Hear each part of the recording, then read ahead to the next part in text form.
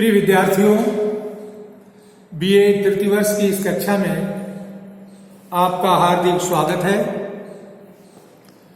हम आपके पाठ्यक्रम में निर्धारित आधुनिक हिंदी निबंध में संकलित आचार्य रामचंद्र शुक्ल द्वारा लिखित करुणा निबंध के विषय में बताएंगे। इसके साथ ही इस निबंध में जो महत्वपूर्ण गद्य खंड हैं उनका भावार्थ हम आपको बताएंगे। विद्यार्थियों, जैसा मैंने पिछले कालांश में आपको ये बताया था कि करुणा निबंध आचार्य रामचंद्र शुक्ल का मनोभाव संबंधी निबंध है, क्योंकि करुणा एक मनोभाव है जो व्यक्ति के मन में रहता है।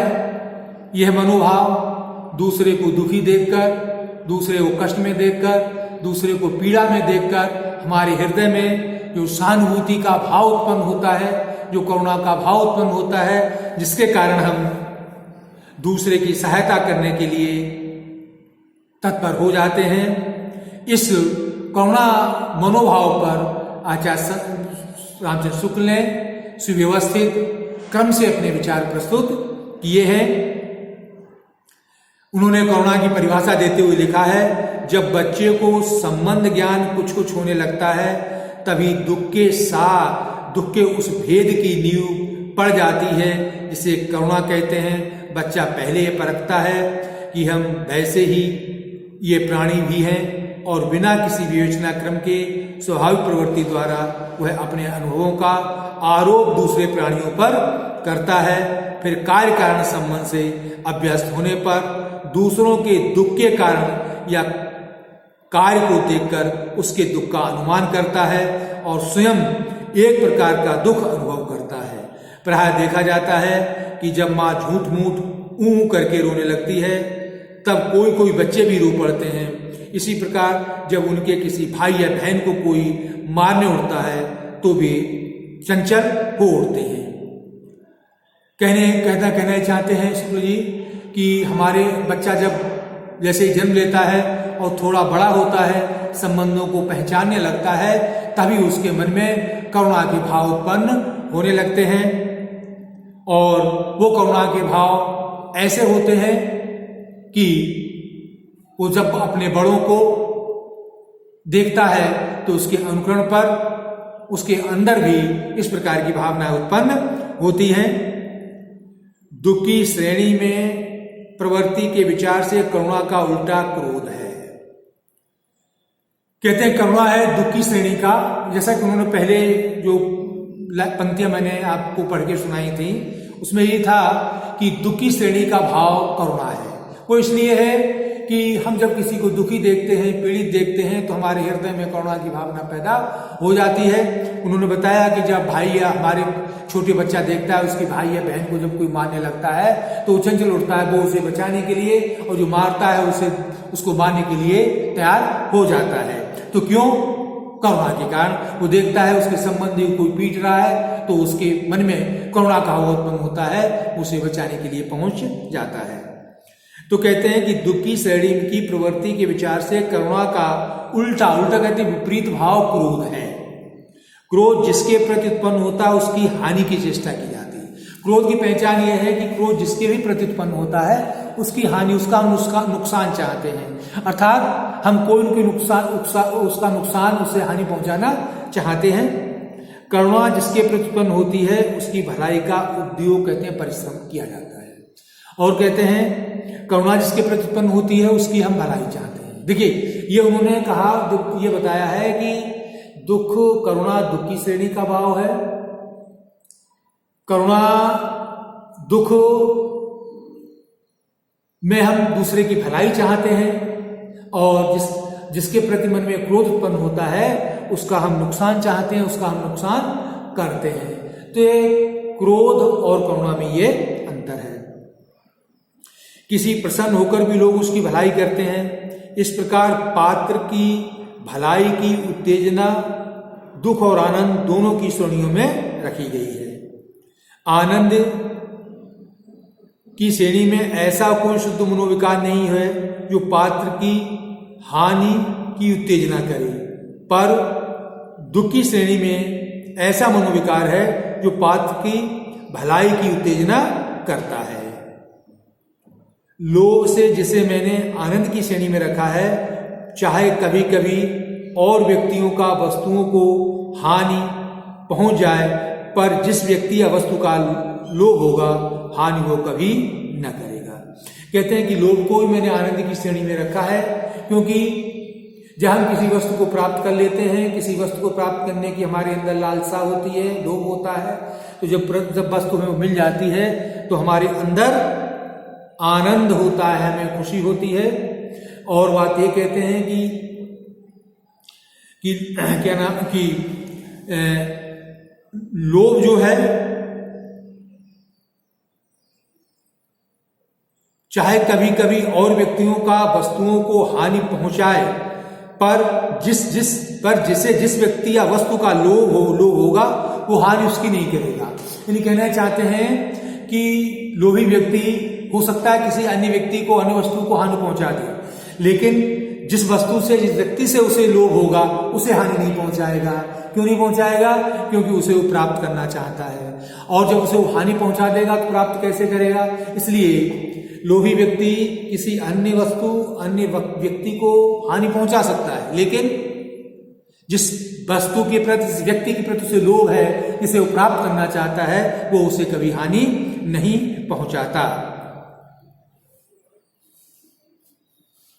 अगला गद्यखंड देखिए।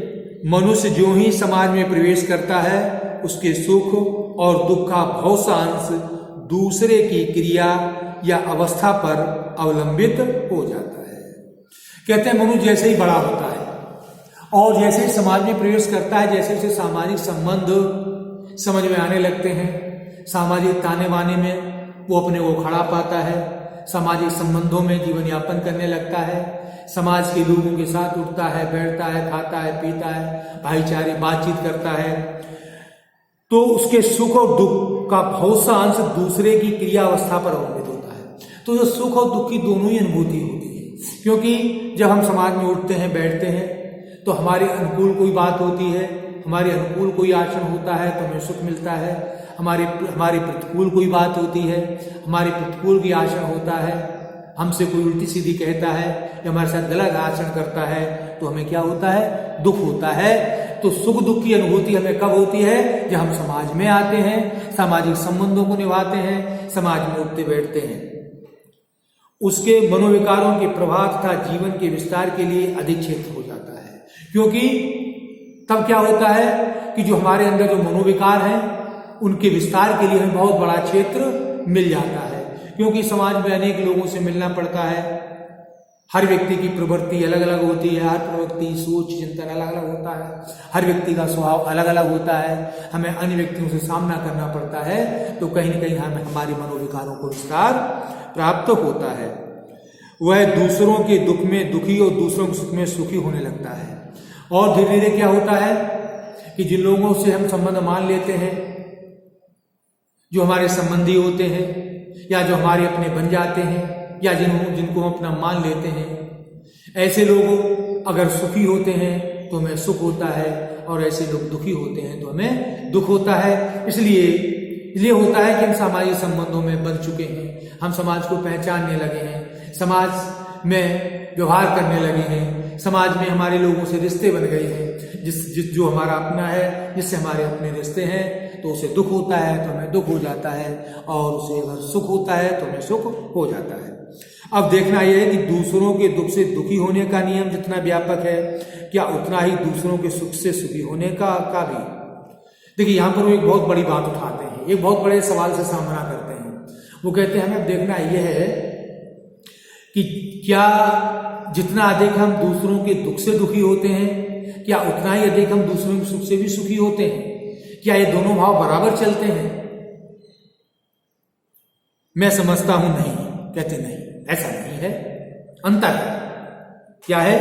हम अज्ञात कुलशील मनुष्य के दुख को देखकर भी दुखी होते हैं। किसी दुखी मनुष्य को सामने देखकर हम अपनी दुखी होना तब तक के लिए बंद नहीं कर सकते जब तक कि मालूम हो जाए कि वह कौन है, कहां रहता है और कैसा है।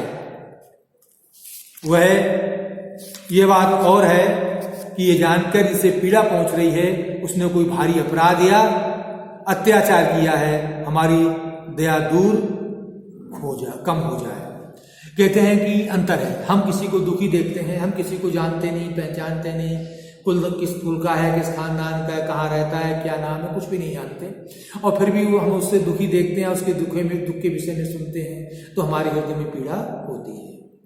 हम एकदम कहने लगते हैं, जब हमसे कोई व्यक्ति कह रहा है सर ऐसा हुआ, जो कहता है उसके साथ ऐसा हो गया, अरे ऐसा हुआ, तो हम दूसरे के दुख से दुखी जल्दी हो जाते हैं। ये ठीक है कि उस समय हमारा दुख कुछ कम हो जाता है जब हमें पता लगता है कि जिस दुखी व्यक्ति के विषय में बताया गया वो बहुत बड़ा अपराधी है, या उसने किसी के प्रति गलत कार्य किया, किसी के साथ अत्याचार किया, किसी को परेशान किया, जिसके परिणाम स्वरूप उसे दुख मिला है। तो ये जानकर हमें हमारी दया अवश्य थोड़ी दूर कम हो जाती है। लेकिन अगर हमें ये पता नहीं लगता, केवल ये पता लगता है कि वो व्यक्ति दुखी है, भले ही हमारा उससे कोई संबंध नहीं है, हम उसको नहीं जानते हैं, फिर भी हम क्या होते हैं, दुखी हो जाते हैं। ऐसे अवसर पर हमारे ध्यान के सामने वह अपराध या अत्याचार आ जाता है और उस अपराधी या अत्याचारी का वर्तमान कलेश हमारे क्रोध की तुष्टि का साधक बन जाता है। और कहते हैं, जो हमें पता लगता है कि जो व्यक्ति दुखी है, उसने अत्याचार किया, उसने अपराध किया, वो अत्याचारी है और अपराधी है। जब ये बात हमारे सामने आ जाती है तो उसके दुखी देखकर हमारे मन में जो क्लेश होता है वो हमारे क्रोध का तुष्टि का साधक हो जाता है, अर्थात हमें उसके प्रति क्रोध नहीं आता और कहीं न कहीं हमारा क्रोध तुष्ट हो जाता है, ये सोचकर कि चलो उसने गलत किया है और उस गलत का उसे परिणाम मिल गया है। जो उसने अत्याचार किया, जिसने अपराध किया, उसे उसकी सजा मिल गई है। तो कहना ये चाहते हैं विद्यार्थियों, इस गद्य खंड में उन्होंने ये बताया है कि दुख का हमारा भाव व्यापक होता है। हम अनजान व्यक्ति को भी दुखी देखते हैं तो हम दुखी हो जाते हैं, भले हमारा उससे कोई संबंध न हो, भले हम उसको न जानते हो, फिर भी उसके दुख की चर्चा सुनते हैं या उसे दुखी होते हैं, दुखी हो जाते हैं। ये बात अलग है जब हमें ये पता लगता है कि इसे दुख मिला है, उसने कोई अपराध किया था, कोई अत्याचार किया था, कोई गलत कार्य किया था, इसलिए दुखी है और दुखी इस अपराध की उसे सजा मिली है, तो निश्चित रूप से हमारी दया कुछ कम हो जाती है और हमें क्रोध नहीं आता। उसकी वो पीड़ा, उसका दुख हमारी क्रोध को कहीं न कहीं रोके रखता है। तो विद्यार्थियों, आज यहीं तक रहने दे रहे हैं। मैंने आपको शुक्ल जी के द्वारा लिखित करुणा निबंध के कुछ गद्य खंड समझाए हैं और मैंने आपको बताया है करुणा एक मनुष्य के हृदय में रहने वाला मनोभाव है जो दूसरे को दुखी देखकर प्रकट होता है और हमारा हृदय उसके दुख से दुखी होकर उसकी सहायता करने के लिए प्रस्तुत हो जाता है। निबंध विवेचनात्मक शैली में लिखा गया है। मनोवैज्ञानिक स्तर का निबंध है, परिष्कृत गद्य है, सुसंस्कृत भाषा है, तत्सम शब्दावली का प्रयोग है, लेकिन इसके बावजूद भी भाषा संप्रेषणीय है, सुबोध है, भावों में भाषा में संप्रेषणीयता है। हम शुक्ल जी के मंतव्य को अच्छी तरह समझ लेते हैं। तो विद्यार्थियों, कल हम आपको पुनः इस निबंध से कुछ महत्वपूर्ण गद्य समझाएंगे। तब तक के लिए आज हम आपसे विदा लेते हैं।